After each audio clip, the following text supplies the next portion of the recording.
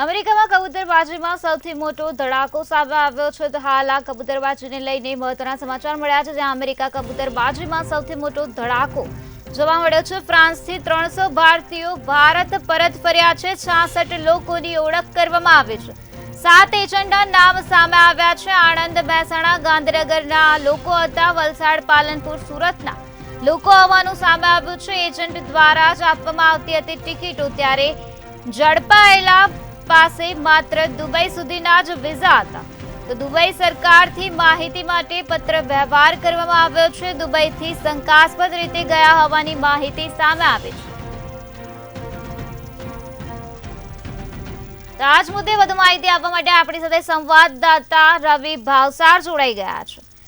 જી રવિ, America કબૂતરબાજીમાં સૌથી મોટો ધડાકો સામે આવ્યો છે, જેમાં ફ્રાન્સથી 300 ભારતીયો ભારત પરત ફર્યા છે. તે વિશે શું છે વધુ વિગત?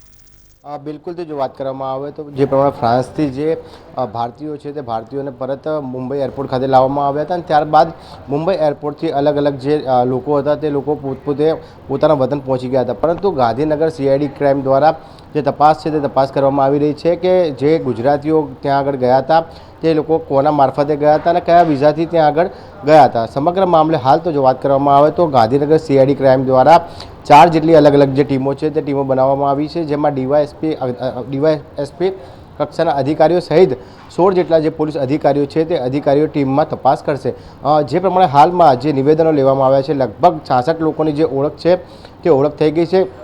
જે લોકો મુખ્યત્વે ઉત્તર ગુજરાતના અને જે વલસાડ અને પાલનપુર સાઈડના હોવાનું સામે આવ્યું છે. લગભગ જો વાત કરવામાં આવે તો 30 જેટલા જે લોકો છે તે 30 જેટલા લોકોના નિવેદન છે તે નિવેદન નોંધવામાં આવ્યા છે. નિવેદનમાં સ્પષ્ટપણે સામે આવ્યું છે કે તે લોકો પોતે લગભગ કહી શકાય કે 40 લાખથી લઈને 1 કરોડ રૂપિયા સુધીની જે પૈસા છે તે પૈસા ખર્ચીને તે લોકો દુબઈ મારફતે નિકારાગુઆ અને ત્યારબાદ જે મેક્સિકોનું જે બોર્ડર છે તે બોર્ડર મારફતે અમેરિકા ઘૂસવાનો જે પ્લાન હતો ક્યાંક ને ક્યાંક તે સામે આવી રહ્યો છે.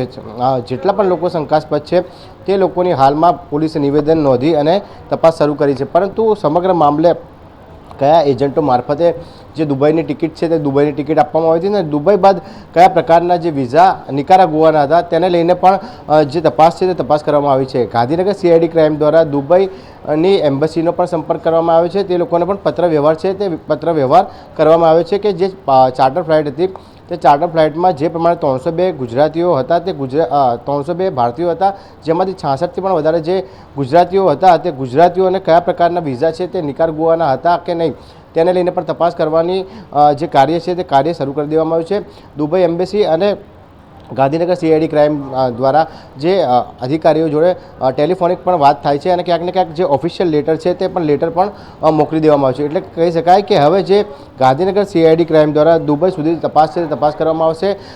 લગભગ જો વાત કરવામાં આવે તો 7 જેટલા જે એજન્ટો છે તે 7 જેટલા એજન્ટોના નામ સામે આવ્યા છે. તે ક્યાંક ને ક્યાંક તે એજન્ટો પણ અત્યારે હાલ ભૂગર્ભમાં જતા રહ્યા હોય તેવું સ્પષ્ટપણે લાગી રહ્યું છે. પરંતુ જે પ્રમાણે 67 કરતાં પણ વધારે જે ગુજરાતીઓ છે તે ગુજરાતીઓની ઓળખ થઈ ગઈ છે. CID ક્રાઇમ હાલ તો પ્રાથમિક તબક્કે તમામના જે નિવેદનો છે તે નિવેદનો નોંધશે અને ત્યારબાદ તેમના ડોક્યુમેન્ટ છે તે ડોક્યુમેન્ટ પણ વેરીફાઈ કરશે અને દુબઈથી નિકારાગુઆ જવાના કયા પ્રકારના જે વિઝા છે તે વિઝા લઈને પણ જે તપાસ છે તે તપાસ હાથ ધરવામાં આવશે. જી રવિ, સમગ્ર માહિતી આપવા બદલ આભાર. તો અમેરિકા કબૂતરબાજીમાં સૌથી મોટો ધડાકો સામે આવ્યો છે.